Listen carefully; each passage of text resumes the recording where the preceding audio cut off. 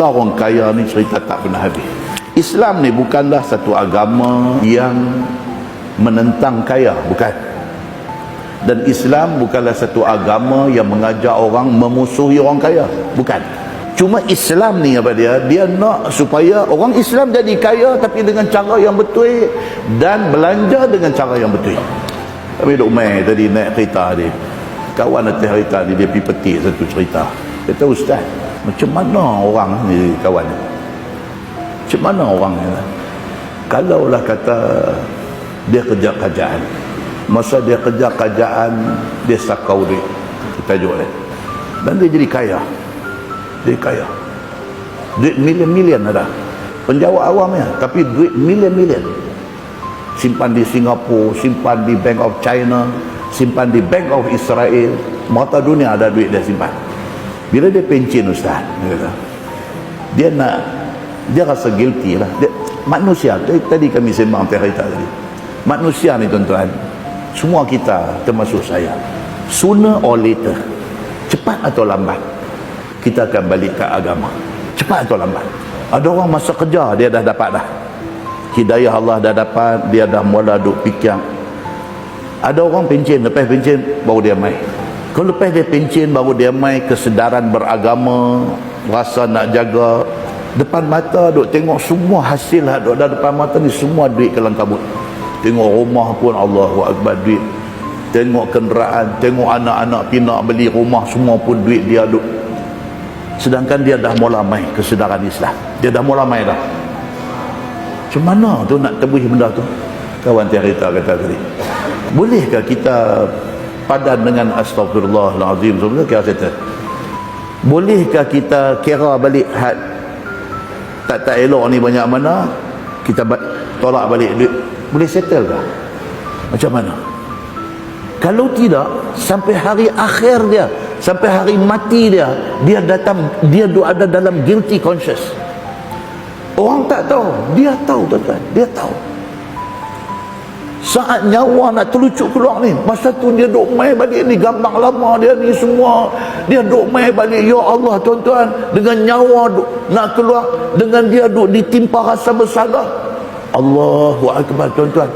Siapa yang boleh tolong dia pada ketika itu? Belum cerita dah mati masuk kubur, belum cerita duk mai ulang sujaul aqra, belum lagi. Masa nyawa nak bercerai tu, rasa bersalah duk timpa mai dalam hati ni. Macam mana nak buat masa tu? Orang kata masa dahaga, air seluruh lautan tak boleh menghilangkan dahaga dia masa tu. Masa sakit sakaratul maut tu, masa sakit tu 1000 orang doktor pakar tidak boleh hilangkan sakit itu masa tu. Allahu Akbar tuan-tuan. Hak kita juga dengar ni adalah benda yang semua kita akan lalu, tak kira siapa.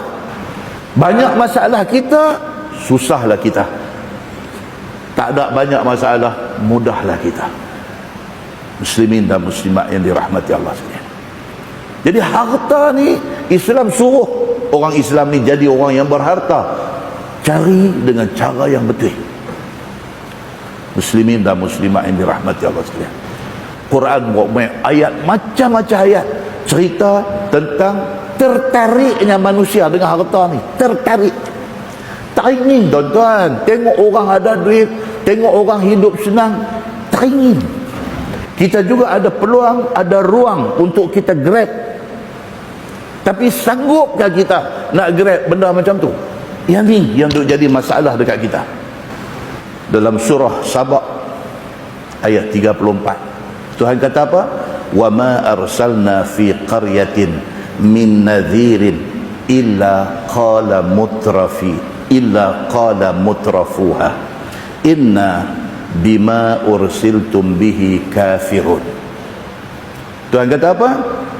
Dan tidaklah kami utuskan seorang pemberi ingat kepada sesuatu kaum, melainkan orang-orang kaya dalam kaum itu akan kata, inna bima ursiltum bihi kafirun, kami tak mau ikut agama. Quran kata dalam surah Saba ayat 34, Quran kata apa? Biasanya yang akan menentang agama dan ajaran agama ni orang kaya. Biasanya 10 orang ada seorang aja yang kira dia dengan agama cantik, 9 dia lagu nak menentang agama. Biasanya. Ayat 35 surah Sabah, Tuhan kata apa? Wa qalu nahnu aktsaru amwalan wa aulada. Dan berkata orang-orang kaya yang tak mau ikut agama ni, dia kata nahnu aktsaru amwalan wa aulada. Kami orang kaya, kami ada anak ramai, kami ada harta banyak. Apa kami peduli dengan apa? Quran kata benda ni. Wa ma nahnu bimu'azzabin. Dan kata orang kaya-kaya ni apa dia? Kami tak bimbang, kami tidak akan kena azab. Confident dia. Dia confident dia tidak akan kena azab. Pasal apa orang kaya confident dia tidak akan kena azab? Pasal apa? Pasal dia rasa macam dia infak duit tu banyak, maka benda tu akan menyelamatkan dia. Tapi duit yang dia infak tu, duit tak cantik. Duit tak cantik. Betul, dia infak, mata orang nampak macam dia ni Masya Allah seorang dermawan, tapi duit tak cantik. Tapi dia sendiri, dia rasa perbuatan dia infak harta tu, dia selamat akhirat esok. Dia sendiri ingat macam tu. Dia terlupa kata duit yang dia infak tu bukan duit halal dia. Muslimin dan muslimat yang dirahmati Allah sekalian. Demikian Allah Subhanahu wa taala buat mai dalam Quran cerita tentang adanya golongan yang macam ni. Dalam surah Al-Qasas Allah cerita betapa takjub dan kagumnya orang dengan orang kaya.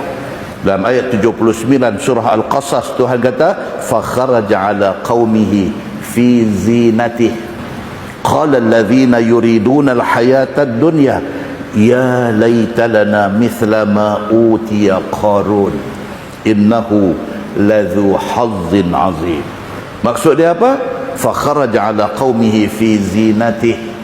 Qarun kan dia panggil harta karun. Qarun dia hidup zaman Firaun dulu.